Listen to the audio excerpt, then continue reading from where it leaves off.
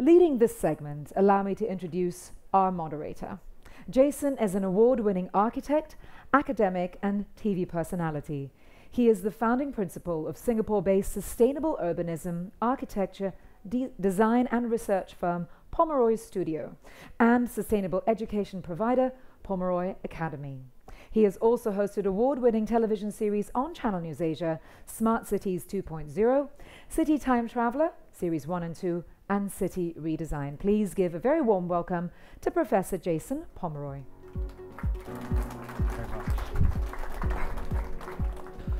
Anita, thank you very, very much for that kind introduction. Distinguished guests, ladies and gentlemen, and should I also say some remarkably distinguished students. Thank you, good morning, and how are you? Seriously, how are you? Thank you, because this is going to be a debate. It's going to be a debate on something very important. Energy for better living. Does technology truly improve our lives? And it gives me great pleasure to introduce two teams, for and against. Any of you familiar with a program called Ready, Steady, Cook? Well, basically there are two teams basically competing to prepare a very good dish in 30 minutes. And the studio audience would then have to vote with their red cards and their green cards, the red tomatoes and the green peppers, as to who would be the better chef.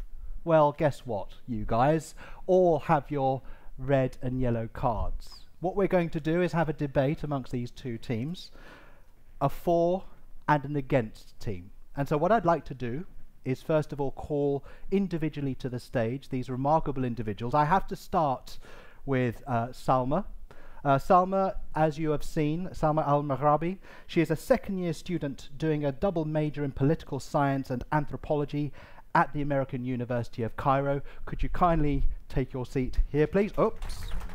Where are you? This is incorrect, isn't it? You are meant to be sitting here, if I'm not mistaken. There you go. Now, I want to know, Salma, something about you that is not on your CV.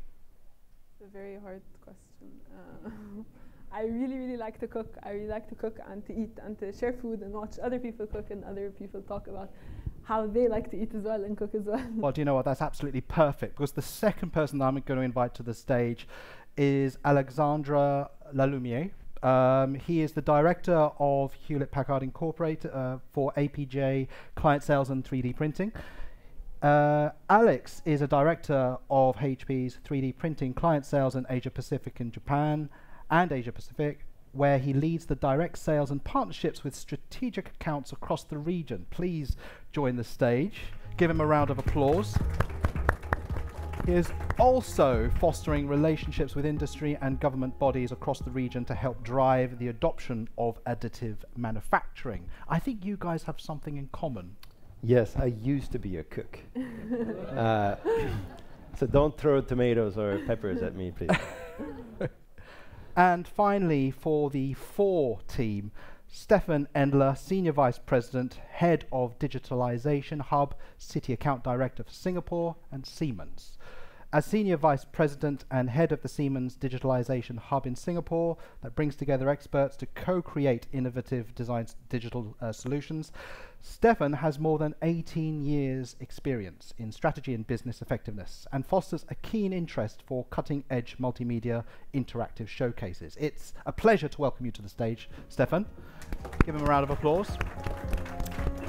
And please, sir, tell us something about yourself that is not on your CV. By the age of 7, I learned to become a free diver, and it helped me a lot to learn about my body and how mind and body actually intermingle and how the mind actually can control the basic urges as long as the mind finds something exciting. Note to self to take up free diving. Thank you very much, Stefan. The for team, ladies and gentlemen. I tell you, I feel very much like Jeremy Paxman on Newsnight up here. It's really wonderful. Thank you, guys. We're now going to go to the against team. Now, obviously, nobody's really against, This is just a healthy debate. Let me remind you, okay? No pistols at dawn. Dr. Cheong Koon Hyun is the CEO of the HDB, the Housing Development Board. Please join the stage. Give her a round of applause. As CEO of the Housing Development Board, she oversees the development and management of 1 million public housing flats in 26 estates. She has also introduced a new generation of public housing and large-scale sustainability initiatives for the development of HDB towns and initiated the Smart HDB Town Framework. But what I really want to know is what you can tell us that is not on your CV. I'm not a cook. What's not on my CV is that I like music, and when I was in school, I used to conduct the school band. So in a lot of the things that I do, it is like conducting a school band when you try to put together a plan for Singapore. Very good. Thank you very much. The next seconder for the against team, Nathan Subramaniam. He is the Director and Independent Valuation Sector and Project Division for the Asian Development Bank. Nathan is Director, where he oversees sector and project evaluations and validations, particularly in energy, transport, water, urban, finance, agriculture, and natural resources and private sector operations. So, Nathan, it gives me pleasure to invite you to the stage. Welcome. And that slow and steady walk has allowed you to think exactly what you would like to share with us that is not on your CV. Well, you know, I'm not a cook. I'm not good at diving, but I'm a cricket fanatic. If India is playing, I end up watching hours on end, following the cricket match, and drive my family nuts. Very good. So Are you a spin bowler or a... well, as Fast growing bowler. up, I used to be a good batsman, Okay. but I stopped playing at high school because I had to focus on something else and drop that. Very good. Thank you. Nathan. And finally, last but not least, Mark Gainsborough, Executive Vice President of New Energies for Shell.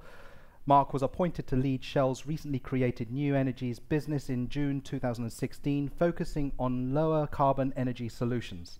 He has spent over 30 years in the energy business, working in marketing, sales, supply chain, trading, and strategic roles. So it gives me great pleasure to invite Mark to the stage. Welcome. Thanks, Jason. I'm feeling very old at the 30 years in the energy business with a young audience here today. I'm very sorry that I mentioned that 30 years. But please tell me, what can we know about you that is not on your CV? Well, one sad fact, it may be on my CV, is I'm an Arsenal supporter, so I'm feeling pretty bad at the moment. As Do the you team's not really doing want to well. admit that to this But crowd? I will say that I was just thinking about what should I admit to that's a very unsustainable thing that I've done, and probably the most unsustainable thing ever was I went up and had a chance to do aerobatics in a fighter jet one time, and we must have gone through as much jet fuel as you would use on a trip from London to Singapore in about 15 minutes. So that's one thing that wasn't on the CV. Very good. Thank you very much. And ladies and gentlemen, the against team. Okay, so what are the rules of engagement? Well, basically what we're going to be seeing is that the initiator, the leader, in this case Salma and Dr. Cheong, will each have 2 minutes to put forward the case. In the instance of Salma, it'll be the foremotion of it does actually kind of enhance and improve people's lives. Technology does improve people's lives. Unfortunately for you, Dr. Cheong, it will be the reverse. It'll be the against. So what we will do, we'll be toggling through the two teams. 2 minutes for Salma, 2 minutes for Dr. Cheong, and onwards and upwards for the rest of the panel. And then finally, we will be looking towards yourselves to make the vital decision. You will then hold up your cards proudly, because the for team are yellow, and the against team are red, or should I say off red, orange, because it is actually the corporate colours of Shell. So, without further ado, for the first 2 minutes, I kindly ask Salma to step up to the plate and say, come on, tell us, does energy really kind of improve our lives? Okay, so I'm a student studying in Cairo, and technology has had a completely huge impact on how the education experience, at least, has shaped my life. It has opened so many doors for us in order to explore new skills and new talents, and where traditional, more conventional types of schooling systems have failed me as an individual trying to keep up with a very constantly developing, constantly progressing world, technology hasn't. Technology instead has been a place for me where I can explore certain things that weren't readily available in the context I grew up in and the educational systems provided where I come from, at least. So in that sense, technology has been very, very helpful. It has been, in fact, impactful in a way that it shaped my understanding of what the world is going to look like, and thus how I can prepare myself to be part of that world, to be an active global citizen in a sense, where I can participate effectively, readily, and with something to add rather than only things that I can take from that world. It has also opened up a lot of questions about kind of identity and our story with the world and where we come from. And with technology and with the access that has provided, it has also given me the opportunity to kind of revisit my understanding of that, and accordingly and by extension kind of invite me or push me to collaborate further and to understand the world around me better and work with people more openly with a lot more understanding than I would have had I not had that type of access or had that type of information available for me. Technology and having an active role in my education and who I am as a student and the type of learner I want to be and what I want to learn from the world has been greatly enhanced because of technology. It has kind of given me some sort of agency over my own education to shape the type of person, the type of learner I am, and thus where I want to end up in the future. So I think it has had an incredible impact on my life, and I have 4 seconds to go. I want time. Unbelievable job. Can we just have a round of applause just for that, really? I mean, please tell me that was completely ad-lib, because if it was, that just completely blew me away. Well, very good. Thank you very much. I really do get the sense of how technology has provided an open platform of information that has actually not just enhanced your life, but everybody's lives in being able to kind of collaborate more. And it's over to Dr. Chong to make a rebuttal to that and to see whether, well, is it just all technology for technology's sake, really? Has it really enhanced people's lives? Has it really improved? I wonder why they made the two ladies pit ourselves against each other as a start. I'll try. Well, my argument is that technology alone does not improve lives. Technology is only an enabler, and it's important to use good technology, appropriate technology, and in a responsible way, but in a very holistic framework for sustainable development. Then will it improve lives? So let me give you an example. In the planning of Singapore, we have a very long-term plan called the concept plan. Now, it sets out the strategies. You have to make strategic choices. So if you choose a compact city rather than a sprawling city, and if you choose governance issues like a much more transit-oriented and car-light environment versus the use of cars. So even if you have great technology, it's not going to help you to reduce congestion. So it's about the policies, it's about the plans that set the umbrella framework in which then technology becomes an enabler. Technology is also very costly, it's not cheap. Sometimes you can use more passive ways of design without expensive technology like air conditioning, right? You can do great passive design, good design that encourage natural wind flows without the use of very expensive technology. And finally, technology is only good if you are a responsible user.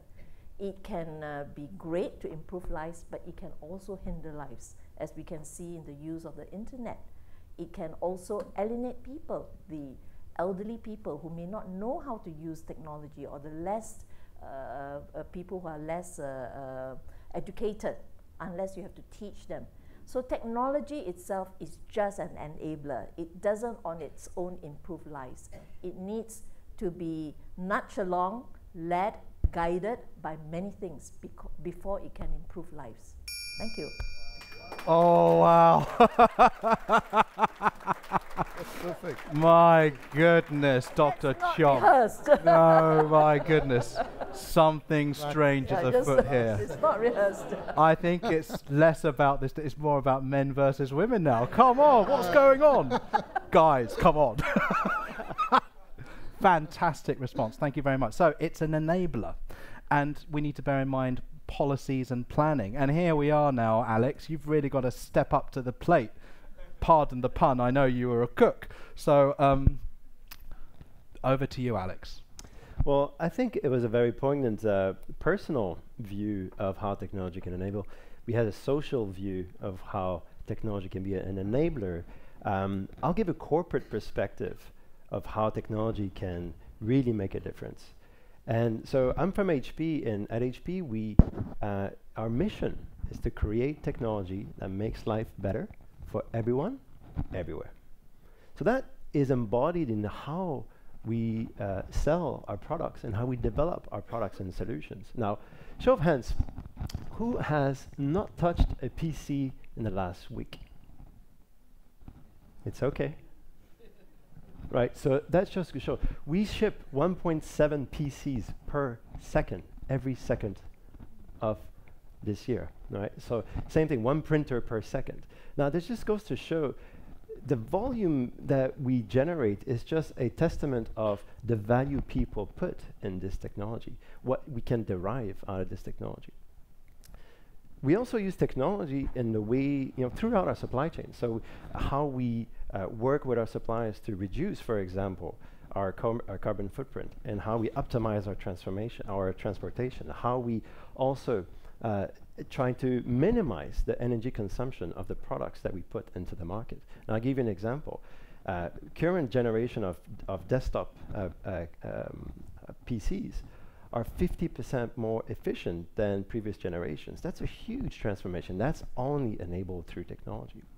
And finally, when we look at the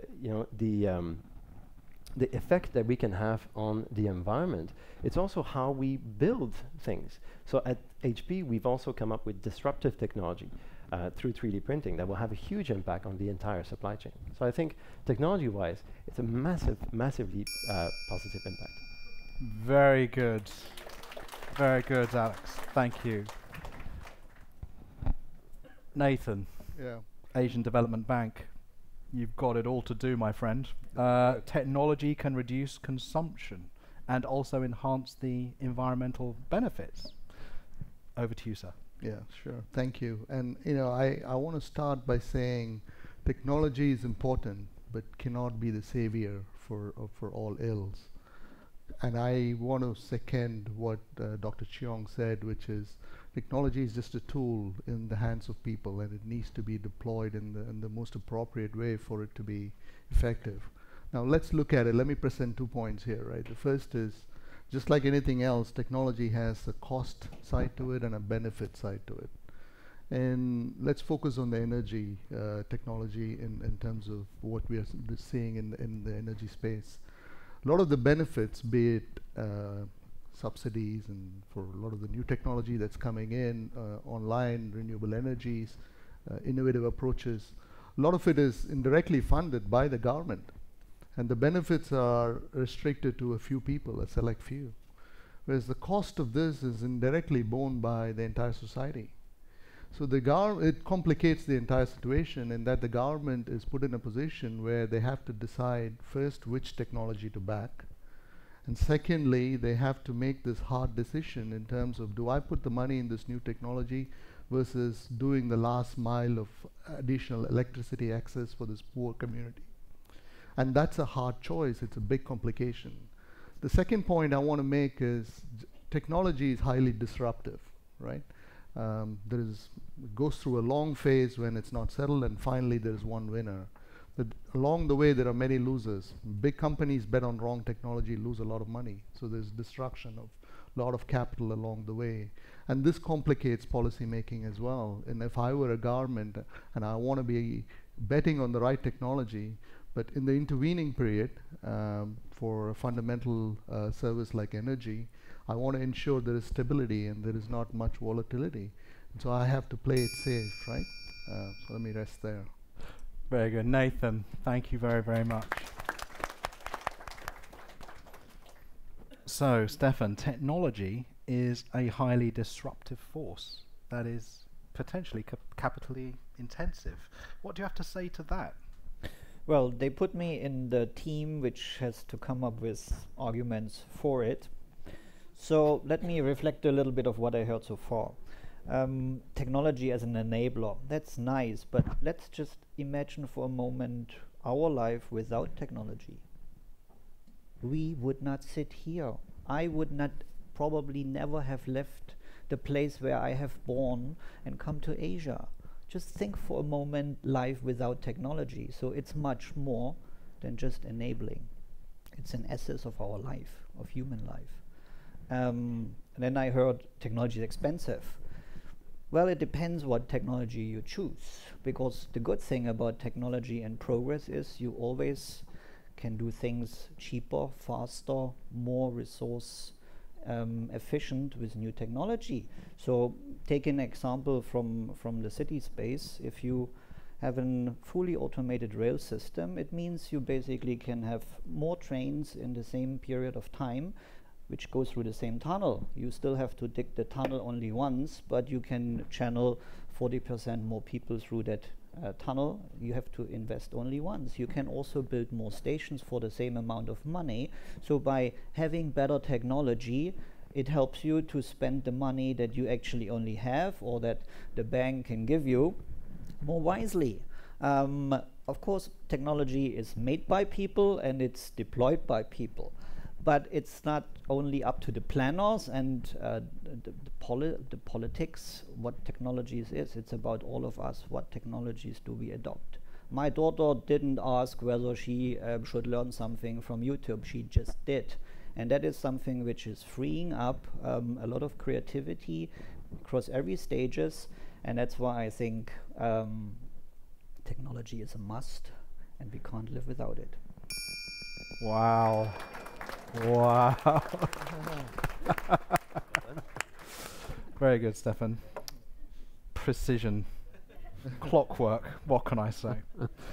Finally, last but not least, Mark, please, sir. Yeah, you know, it's hard to be on this end of the panel, I'd have to say, because we all violently agree that technology is important, and technology has changed our lives. And you know, from a Shell perspective, we know that if we want to provide the world with more and cleaner energy, technology is important. Otherwise, we wouldn't invest $1 billion a year in technology. We'd be kind of mad to do that if it wasn't important. But I think the challenge that's been, and to that perspective being outlined on our side of the table here, is that you know, we've got to recognize that technology by itself isn't enough, and sometimes we're in danger of wasting a tremendous amount of resources because we obsess with technology, when what we should be obsessing about are what does the customer want, which endlessly in these debates I hear no mention of what customers, consumers, people living in cities, what do they want to help them live their lives in a better way. And we often you know, ignore all of the sort of the policy framework and the governance that lets you deploy the technologies. You know, I look around, you know, the sort of things we need to have, you know, better living in cities. Many of the technologies are already well established, they're well known. You know, I live in Europe, it's cold, you have to have heating. It's easy to dramatically improve the efficiency of your heating at home if you have an electric heat pump. In fact, I'm putting one into a house that I'm just renovating at the moment. I'm feeling good about that because it's 30 to 40% more efficient than the conventional heating we have. But just unless you provide the right incentives, unless you educate consumers so they understand the benefits that they get from technology, the technology by itself is really fruitless. So, you know, for me, it's important that we come at this from a customer's perspective. One of the things, you know, that we're trying to do, and as we think about new energies in Shell and how we start to bring more and cleaner energy solutions, a lot of our investment of energy is around understanding customers better, working with customers to meet their needs, and honestly, you know, then I think we will find the technologies that can help us to do that. So, you know, our vote is to work harder on customers, policy, and add that to technology as well. Thank you very much, Mark. Very, very good. Thank you. My goodness. So we've seen two sides of this debate. How do you think it went? Stone cold silence. Well, it's time for you to vote. You all have your cards, I believe. Can you all have your cards? You just flap it in the air? Yeah, right. Okay, so what I would like you to do now, those who are for the motion, energy for better living, does technology truly improve our lives? As in, yes, it does. That's yellow. So can the yellows please hold up your cards? And vice versa, the ones who basically said, for the reds, it doesn't really enhance or improve our lives, hold up the reds. I hope you guys haven't changed, because I want the yellows to hold up the cards as well now. Right, let's have a look. Ready, steady, cook. We've got 2 cooks on stage. But do you know what? This is absolutely remarkable, and I am not kidding you. It is a draw. It is an absolute draw. So congratulations, everyone. So thank you very much to the panelists. Please give a big warm round of applause to some remarkable individuals here. And I want to say a very special thank you to Salma for joining this eminent panel. We welcome you to kind of go back to your seat as we continue this conversation. Well done, Salma. So, before we actually get stuck into these remarkable individuals, do we have any questions from the audience? Oh, please, come on. Seriously, I don't want to really have to pick anybody. I mean, when I'm in a lecture theatre with my students, I do occasionally have to kind of throw a piece of paper at them and kind of say, right, you're going to ask a question. You, sir. Yes. No, I'm joking. Don't worry. I'm actually going to be starting with the questions then. And I hope you don't mind, Dr. Cheong, that I'm actually going to go straight to you because you're on my left-hand side. We heard various comments about smart homes, smart technologies, sustainable homes. In your view, as an architect, as a planner, as the head of the Housing Development Board, what is a smart home? What makes it sustainable? Is there a difference between the two? Thank you, Jason. Firstly, how many people are not from Singapore? Okay, so I have to preface my comments with a little information about where I come from. I come from the Housing and Development Board, and in Singapore, we build affordable housing, affordable social housing.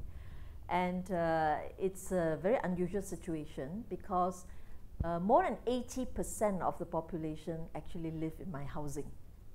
And these are not the type of council social housing that you are used to, maybe from the cities that you come from. They are fairly decent housing, more middle income. And I run about 1 million flats in 26 towns and estates. So that's the backdrop. And so being able to build sustainable towns is very important. So our objective, and I'm true to the motion against, because the objective really is to build sustainable, safe, efficient, and very livable towns for our people. And we introduce a smart framework or smart master plan for the towns for this reason. So we start with the objectives. So we look at 5 areas actually. So it's not about the smart home, it is about a smart town. And we look at smart planning, smart environment, smart estate, smart living. So these are the things that we look at for the town. So it's not just the home. So in smart planning, for example, we do use a lot of environmental computer models to model the town. And I'm not kidding when I said you don't have to use the air conditioning, really, because if you can model the town and the natural wind flows come through and you design the buildings for natural ventilation, you minimize the use of the air conditioning. People still use it, but you want to minimize it. So it's not really only about technology. But the technology helps because we built a digital twin of the town in order to design the town and to model it, right? Smart living, I'll just touch on 2. Smart living really is about the home. So what we do is to make it smart and able, and I have a couple of projects ongoing now. Now this is public housing. In Singapore, almost all the homes are fiber enabled already, including all the public housing. So what I'm building now is to build smart enabled homes, but people can then subscribe commercially to smart home utilities or smart elderly monitoring systems, because we have an aging population. And our role really is to enable that. And just one final point is about smart estate, because you run 1 million homes and there's lots of municipal and urban services, lifts, for example, that you need to be reliable. So we're looking to technology, but within the context of the sustainability framework, to try to monitor a lot of these services and even do predictive maintenance. So my hope is that you could actually predict that a lift will fail before it fails.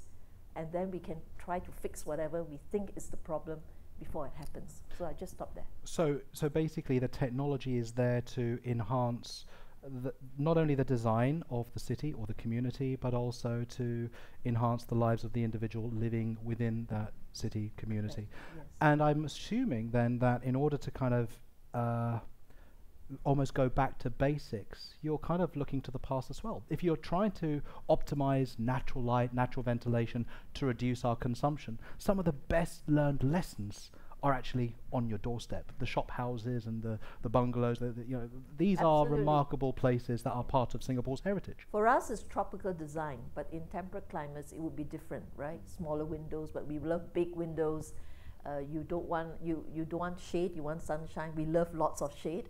So I think it's back to good old-fashioned design principles, and that's the starting point, not necessarily just technology. Yeah, I kind of compare it to living at the mouth of a cave. Once upon a time, Mr. and Mrs. Ugg, caveman and cavewoman, lived at the mouth of a cave and had the ability to kind of survey their land. When they found fire, Mr. and Mrs. Ugg went inside the cave. We've been constantly retreating inside the cave with technology. But basically, the return to the mouth of the cave to embrace natural light, natural ventilation, natural materials, but use technology sparingly is your future. I hope. Yes, we hope. But on the other hand, we have Mr. HP here, Alex, who's actually doing 3D printing and 3D modeling. And we've seen some remarkable innovations when it comes to 3D printed homes, for instance, in Amsterdam, Rotterdam. Tell us a bit about how 3D printing is enabling a better living environment. Yeah. So 3D printing, for those of you who may not be familiar, you know, it's essentially additive manufacturing. So you add a layer of material upon another layer of physical material to create a physical object, right?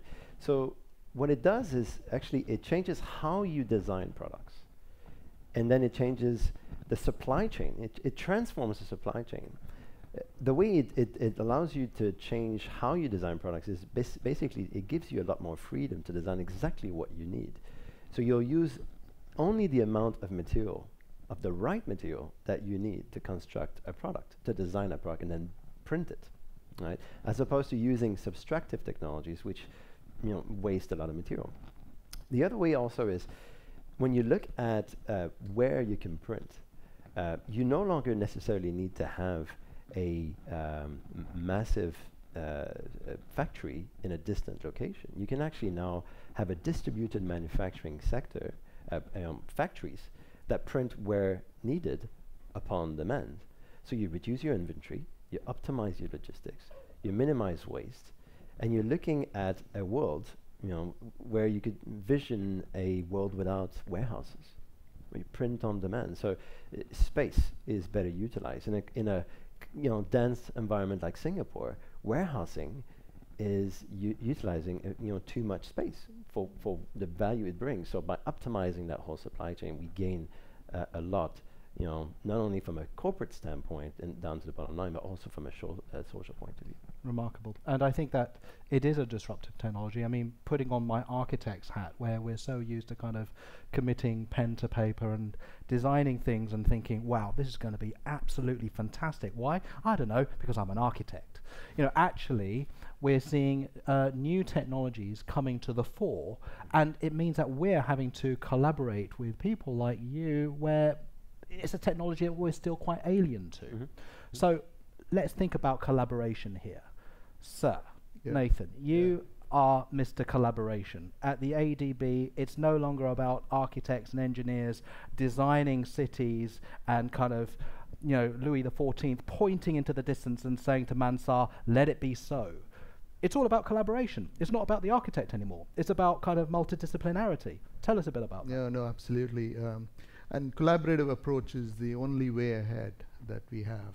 Look at the energy landscape, right? Most of the energy infrastructure here in the Asia Pacific is publicly owned. And private sector is either unwilling or unable to take on certain risk in many of the emerging economies and in many of the high-risk countries. And the public sector has to step in to take those risks. And so there is a key role for the public sector to play in any sector, including energy. And so one of the key roles that they play is to create the proper enabling environment so that the private sector can come in and be catalytic and demonstrative and provide the financing piece at the end. Now, let me set the context here in Asia Pacific, right? Here, there is energy scarcity, 3.7 billion people, 400 million approximately don't have access to electricity. A very large proportion of that 3.7 billion don't have access to clean energy for cooking.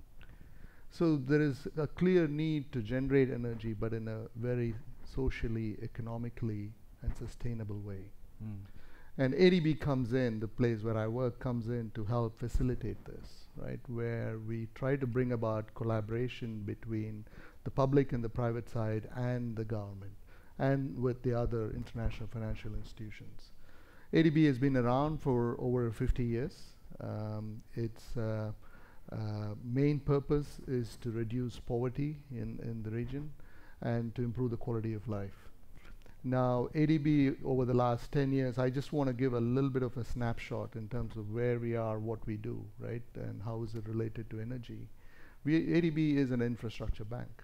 In the last 10 years, the total amount of approval for lending is $135 billion for the Asia Pacific region, of which about 25% went to energy. So the energy infrastructure assets were like about 35 billion. And in terms of the split, about 75% of that was public infrastructure, supporting public infrastructure. 25% of that, ADB also has a private business where they supported the private infrastructure. Now, on the public side, if you look at our operations where we are focused on, a whole lot of effort has gone into transmission and distribution. Because even in the developed countries, transmission and distribution, a big chunk of it is still publicly held, because it goes through long distances and there's issues with land ownership and so on. And on the private side, ADB has been focusing on renewable energies, right? And in some cases, conventional energy, but more focused on gas, right? Now, what is the other role that we play in addition to just financing? Because after all, we need to be collaborating more and bringing these two parties together. So we help improve the enabling environment by contributing to public sector reforms, right? In this case, energy sector reform and development. Over the last 10 years, ADB has spent close to $2.5 billion for energy sector reform and development. And some of that money is specifically for technical assistance to help with feasibility studies and technical studies so as to, we have created competitive marketplaces in energy in various countries. We have helped to create the energy master plan in many countries. We have gone in and established financial reporting transparency, and that's a requirement for every project we go in. And by doing that, we enable the private sector to come in with lesser risk. We ensure that there is environmental and social safeguards in every project that we go in. We try to introduce competitive bidding, because if there is no competitive bidding according to international standards, private sector cannot come in. And on the private sector side, we go in, we try to be catalytic, we try to be demonstrative, we don't want to displace the market, but we try to go in with helping out with innovative solutions. We have technology trust funds that we go in and deploy for specific purposes to bring in new technologies. We provide risk capital, early stage risk capital to promote renewable energy, because in many of these countries, the renewable energy, the cost for upfront is very high. So we go and subsidize that by providing a longer tenor financing. So these are some of the challenges that we face on a daily basis, so that we are able to go in and do it in a collaborative fashion, because we have now understood that private sector cannot be the solution, not just in energy, even in transport. It has to be coming out of the government budget, but what is the best and the most efficient way to do this so that the private sector can complement what the government is doing, right?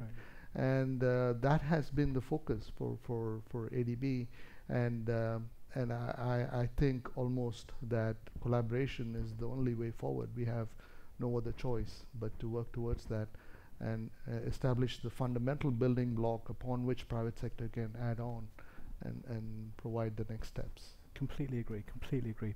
Can I take some questions from the audience? Do we have any questions for the panelists? Don't be shy, they're not going to bite. Going once, going twice. Deepshi, maybe you would like to ask a question.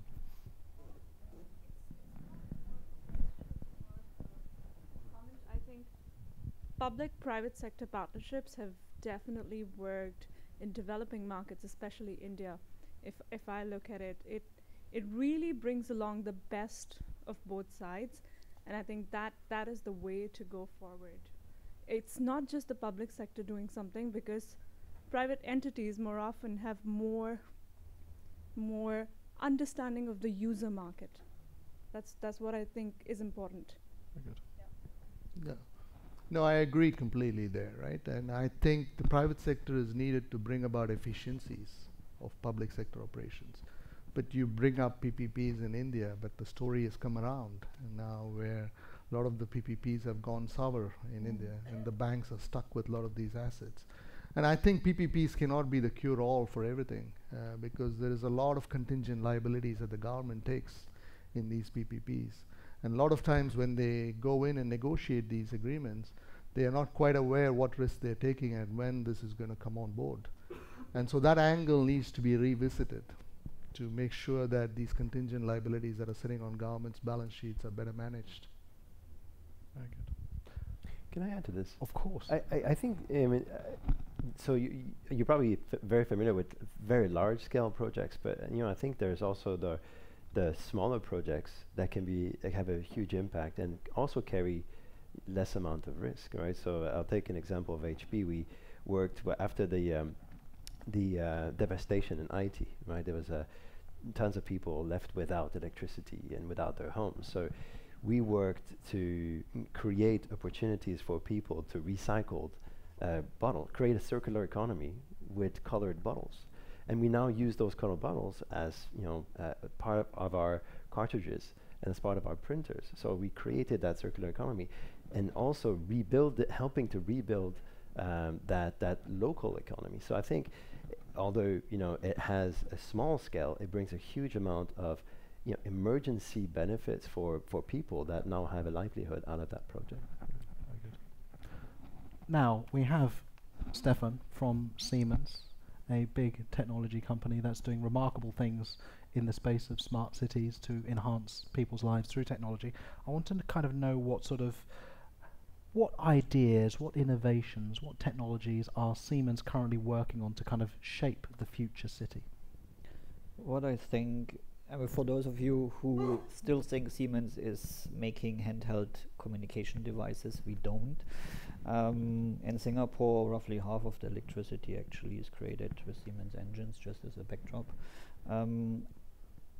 To refer back to the construction industry and collaboration, I think that is a good case where the lack of collaboration in the industry, because of a lot of market failures in the supply chains, show us that there's a hell of a lot of potential, also specifically related to energy efficiency, reducing waste, that can be achieved.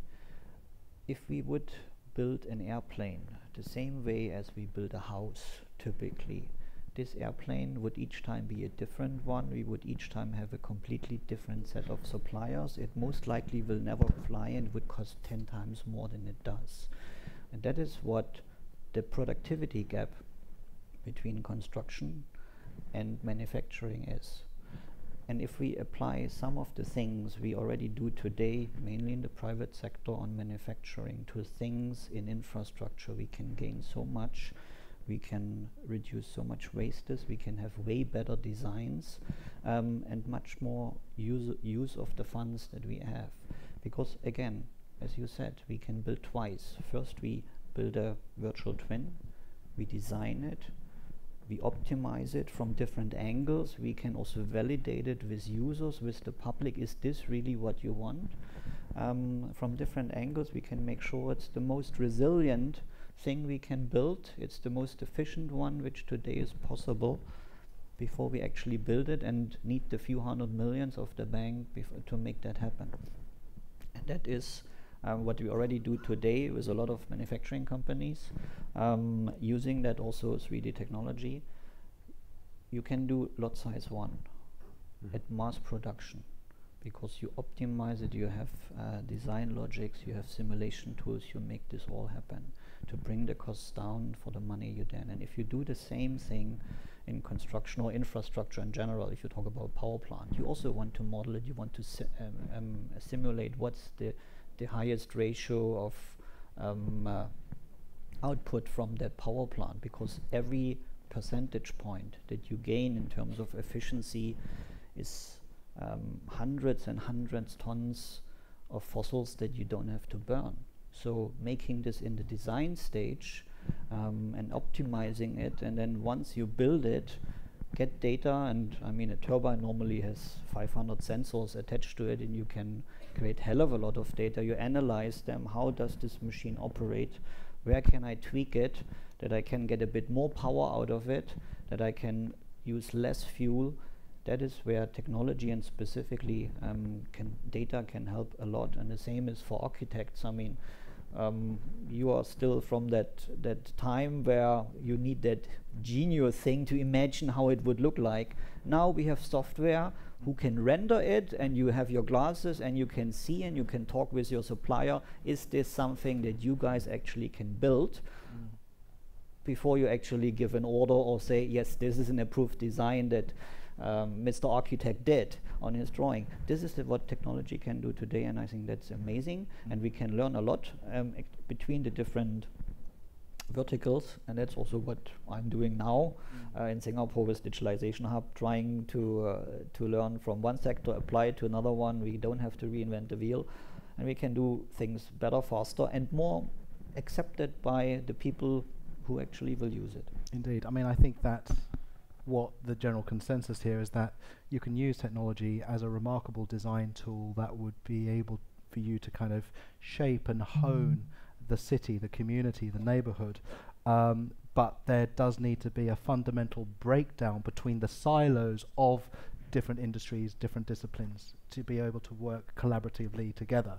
Meaning I need to put down my black sketch pen to be able to speak to people like you and you and you and you, so that I can actually kind of understand how to shape and hone that future. But interestingly enough, we still haven't spoken about energy, or the new energies that we're going to be seeing more so in the future. Now, I'd really like to ask that question to you, Mark. You know, what is the future of kind of renewable energy sources? What is the kind of a means of us realizing energy for a better living, and particularly in Asia?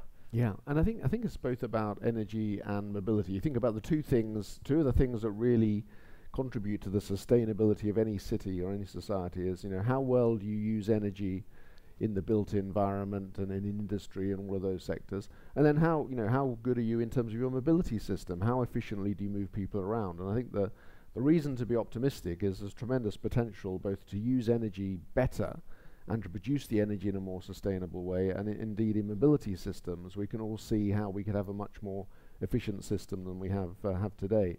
You know, some of the statistics, when you look at them, are scary in terms of, you know, people that have their own vehicle.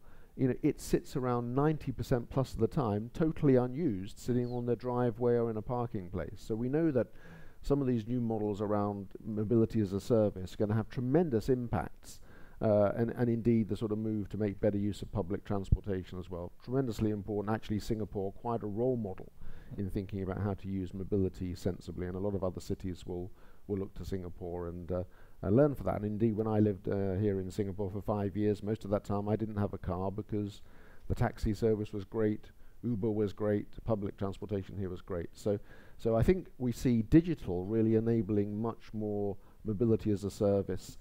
Then in addition to that, we see new types of vehicles with different drivetrains and different sources of energy coming into the mix. Obviously, we see internal combustion engines getting more and more efficient. In some countries around the world, we see people using gas in transportation, natural gas as a cleaner burning alternative. Then, of course, we see other new novel fuels that we're working on, such as hydrogen, and putting those into fuel cells for zero-emission vehicles. And, of course, we see more electric vehicles coming into the mix. And, even now, Shell, although, oil and gas has been our core business for many years, we're already thinking about electric vehicle charging. We bought an EV charging business in Europe recently, and we'll be looking at how we roll that out into other markets, including places like Singapore. So a lot happening in the mobility space around new fuels. For the next 20 or 30 years, a lot of people are still going to drive around in internal combustion engine vehicles, so bringing more things in like biofuels to help improve the sustainability for those vehicles also be important. And then, of course, in the other really big trend around energy consumption that we see is around electrification of the energy system. Now, the shift over time from coal to oil to gas has already made tremendous differences to people's lives. And 25 years ago, I lived in Istanbul for a few years. I can tell you, and at the time, space heating in Istanbul was provided by brown coal. And living in that city in the winter was like being in Dante's Inferno. It was hell. You were always worried about your kids and the air quality and running purifiers and filters the whole time. When Istanbul switched to the natural gas grid, the change in the quality of life for people in Istanbul was dramatic. So that was a tremendous step forward. But I think we have to now go the next stage, because natural gas helped us with local air quality, and that's tremendously important. Anybody who's lived through the smog here in Singapore that comes from Indonesia from time to time will know how much impact that makes. But of course, we're facing an even bigger challenge on a global scale now around CO2 and reducing CO2 emissions. So we have to look at a whole new set of technologies to help us complement the stuff that we've already done, moving to more gas in the mix. We need more renewable energy in the mix as well. Absolutely. I think it's great, some of the initiatives here in Singapore, where indeed we've been putting solar PV on a lot of the HDB blocks. This is a great initiative, a great example of how to reduce the carbon footprint of those HDB blocks. We see other parts of the world, we see people focusing on wind power as another source of renewable energy. And interestingly, last year, the amount of investment in renewable power was about the same as in oil and gas. The first time ever that the amount of investment had been comparable between, let's say, old energy and new energies. So I think we see all of these things coming into play and making a difference. I think one of the things that in Shell, we said we've got an aspiration to reduce the carbon footprint of the products we sell to our customers. So for us, selling more of these new fuels and selling more low carbon power to consumers is very, very important in the future. And we see a massive trend around electrification. So more and more energy gets delivered to customers in the form of electricity. So thinking about how we can play a bigger role in that is very important. What I would say, and one of the areas where I think stakeholders and partners like ADB can help us, is that we're still in a world where a lot of the power sector, it's hard for private sector investors to play a full role in that. What we see is progress to some extent has been faster in markets which are more liberalized and welcome the public sector to play. We need good enabling policies that help us to play a full role in doing that. One of the areas we've invested in is in some of the off-grid opportunities where we want to help bring power to people that aren't served with power today. And I was in India a few weeks ago looking at indeed how we serve an off-grid community. It's actually not an off-grid community, it's a weak grid community. So it's a part of India, relatively poor state. The local grid is there, but it only provides power 3 or 4 hours a day. It isn't productive power for people to use. They can't run a business on the basis of the grid. So we've invested in a company that provides reliable 24/7 renewable power, combining solar PV with battery storage, with biomass gasification, runs a mini grid, and it works great. But one of the things that holds us back from offering that in more places is sometimes the local government policies are not really very supportive of that model. So I think, we've got to work on deploying the technology. We've got huge opportunities with renewable power, with new mobility systems. We need to make sure there's a great conversation between policymakers and the private sector, so that those solutions can get deployed at scale as fast as possible. Indeed, and it's perfect that you guys are sitting next to each other. You can have a chat about that afterwards. We need to talk. Can I ask the audience for any more questions, please? We only have 6 minutes. You, sir. Could you stand up, please? Give us your name, where you're from, height, weight. I don't think I'm comfortable with sharing.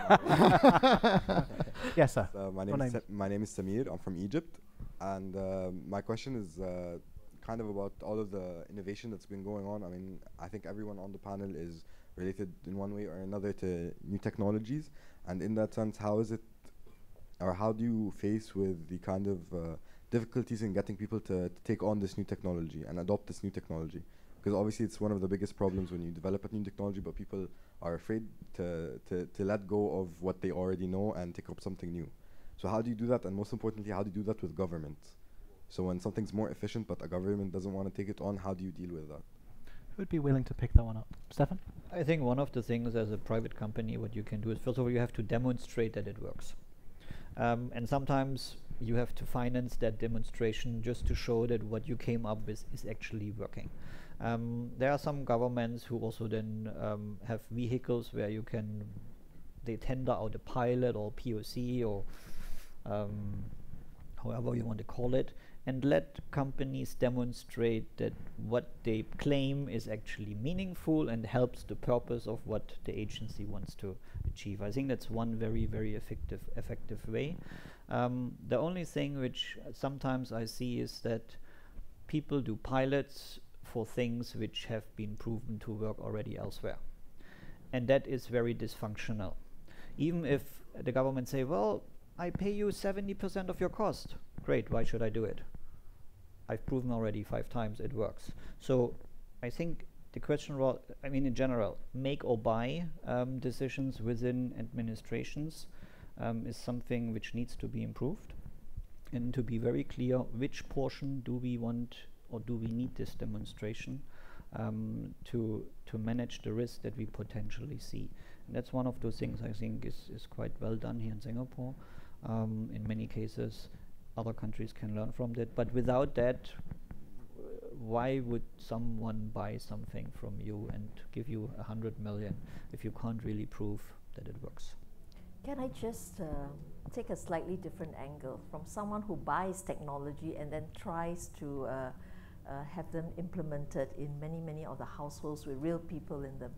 So when we looked at the smart initiatives that we wanted to try, so let me just give you one example. The smart elderly home monitoring system, not so super new technology, it's been done, because we have a lot of aging population and very small family sizes. And what happens is the children worry about their parents who are elderly and they're home alone. If they fall down, what do you do, right? So when we build flats, we actually have all sorts of, in the old days, simple things like you have a pull cord. It's like a panic button, you know. But the problem is with the pull cord, there's nobody at the other end answering. If it's after work hours, for example, you can't get volunteers enough to take care of the elderly. So we piloted the smart elderly monitoring system in the home, and I think a lot of you know what it is, whereby you can study the pattern of the people in the home, all right? And then it's smart enough to study the pattern, and if that pattern is broken, straight away on the handphone you can choose 10 caregivers. They're alerted and they can come knock on your door, call, your children can call you, and that's quite a useful technology. Now we trialed this from the technology point of view. So we had concept flats set up, we had 30 companies that came in and tried to trial it, and then we selected a few consortiums. So you have to think through in terms of adoption, it's not just the technology, it's about the business case, and we realized that the combination of the startup, the guy with the great ideas, new technology, with the telco was a good combination, because to subscribe to the service, the telco knows about service, because everything is on your phone. You just add another package to the subscription. It's a lot easier than just buying from this company the technology and nobody services it after that. So we had to think of the business model. So the trial wasn't really about just the technology. After the technology, it's about trialing acceptance, the business model. Now then we realized that the old folks actually don't understand what this is about. So from a technology point of view, we made it really simple. They knew they could use it. But if I knock on the door and say, would you like this technology? They slam the door shut in your face. You're just a salesman, you know. So we then had to engage with what we call the Pioneer Generation Ambassadors. In Singapore, we had a lot of incentives for the elderly that we give a lot of good things to the elderly, healthcare, etc. But to explain to them, we needed a group of people to explain. And we have this elderly senior ambassadors, and most of them are actually quite old. And we train them how to explain, say, healthcare benefits to the elderly in their language, in their dialect. And so similarly, we had to engage this Pioneer Generation Ambassadors to help to explain the technology so that they're not frightened of it, to even consider subscribing. Then we realized it's not them we should only be talking to, it's the children. It's their children, because the children will be the ones subscribing to the technology. Because the elderly have retired, they have no money, they can't subscribe to the technology. So I'm just saying that from technology to implementation, there are many, many steps. So it's great to talk about technology, but you really need to understand the human being and what's the business model. So that's from the people who have to buy the technology. And we have 10 seconds to go. But I would like to finish, please, if you don't mind, on Mark. Do you have anything to add to that? Just, I think, one of the whole reason for the Make the Future Festival is to get the dialogue going and to get these different perspectives around the table, because what we need are the technology providers, the technology buyers, the policymakers, all to be working together to think about how we're going to make a big change in our energy and mobility systems in the coming decades. And I guess, what we hope also people take away from Make the Future, there's a sense of excitement, and it's great to see all the young people here sort of getting familiar with these issues. There's an education component. So there's the excitement, but also we should all be honest that the challenge we have is here and now and present. We have to start making this transition, and I think the more we can work together, the more we'll be successful in doing that. Very good, Mark. Thank you very much. I'm afraid the time's up. It gives me immense pleasure to say thank you very much to all of these panelists. Dr. Chong from HDB, Nathan from ADB, Mark from Shell, Alex from HP, and Stefan from Siemens. Thank you very, very much for being a remarkable panel. And